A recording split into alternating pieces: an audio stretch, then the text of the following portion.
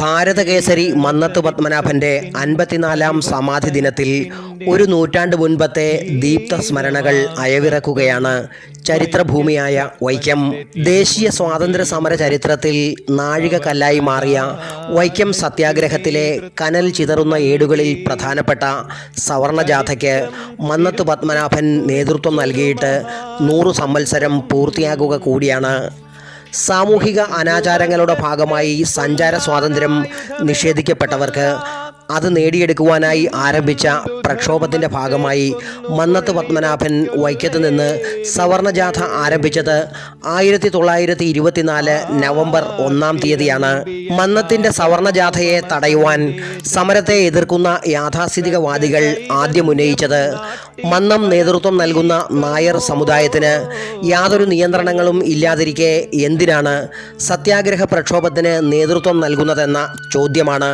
എനിക്കോ എൻ്റെ സമുദായത്തിനോ വേണ്ടി മാത്രമല്ല, മാനവരാശിക്ക് ആകെ വേണ്ടിയാണ് എൻ്റെ പോരാട്ടമെന്ന് പ്രഖ്യാപിച്ചുകൊണ്ടാണ് ഭാരതകേസരി ആ വാദത്തിൻ്റെ മുനയൊടിച്ചത്. തുടർന്ന് സാമുദായിക സംഘർഷത്തിന് സാധ്യതയുണ്ടെന്ന പോലീസ് റിപ്പോർട്ട് ചൂണ്ടിക്കാട്ടി സവർണജാഥ നിരോധിച്ചുകൊണ്ട് ബ്രിട്ടീഷ് അധികാരികളെ കൊണ്ട് ഉത്തരവ് പുറപ്പെടുവിക്കുന്നതിലും സമരത്തെ എതിർക്കുന്നവർ വിജയിച്ചു. തൽക്കാലം സവർണജാഥ നീട്ടിവെച്ചെങ്കിലും 1924 നവംബർ 1-ാം തീയതി മന്നത്ത് പത്മനാഭൻ വൈക്കത്ത് നിന്ന് സവർണജാഥയ്ക്ക് തുടക്കം കുറിച്ചു.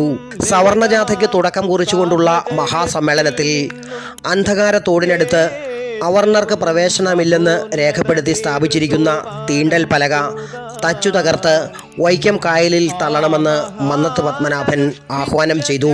തുടർന്നാണ് മന്നം ജാഥാ ക്യാപ്റ്റനും Kurur Neelakantan Namboothiri, K Velayudha Menon, TR Krishnaswamy Iyer, TK Madhavan എന്നിവർ അംഗങ്ങളുമായ ജാഥ തിരുവനന്തപുരത്തേക്ക് പുറപ്പെട്ടത്.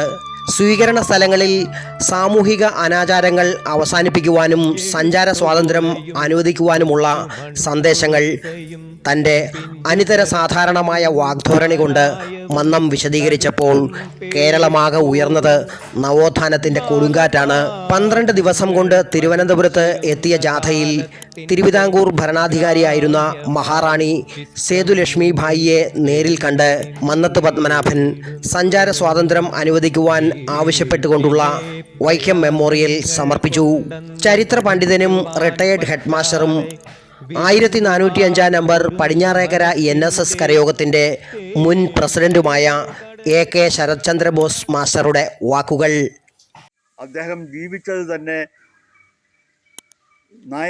നായർ സമുദായത്തിന് വേണ്ടി മാത്രമല്ല, എല്ലാ സമുദായങ്ങൾക്കും നന്മ വരത്തക്ക രീതിയിലുള്ള പ്രവർത്തനങ്ങളാണ് അദ്ദേഹത്തിൽ നിന്നുണ്ടായത്. നായർ സർവീസ് സൊസൈറ്റി സ്ഥാപിച്ചത് 5 ലക്ഷ്യങ്ങളോടുകൂടിയാണ്.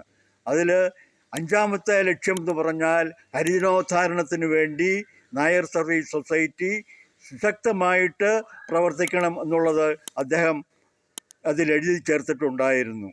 എല്ലാ ജനങ്ങൾക്കും നന്മ വരത്തക്ക രീതിയിലുള്ള പ്രവർത്തനങ്ങളാണ് അദ്ദേഹത്തിൽ നിന്നുണ്ടായിട്ടുള്ളത്. അത് കാരണം അദ്ദേഹം ലോകമുള്ളിടത്തോളം കാലം സമാരാധ്യനായി തന്നെ നിലകൊള്ളും എന്നുള്ളതാണ് എൻ്റെ അഭിപ്രായം. 1970 ഫെബ്രുവരി 25-ന് ഭാരതകേസരി മന്നത്ത് പത്മനാഭൻ കാലയവനികയ്ക്ക് പിന്നിൽ മറഞ്ഞുവെങ്കിലും സംഭവബഹുലമായ കർമ്മകാണ്ഡങ്ങളിൽ അദ്ദേഹം നൽകിയ സംഭാവനകൾ മങ്ങാതെ മായാതെ സമൂഹം നെഞ്ചിലേറ്റുകയാണ്. Praveen Bhaskar, city voice, Vaikom.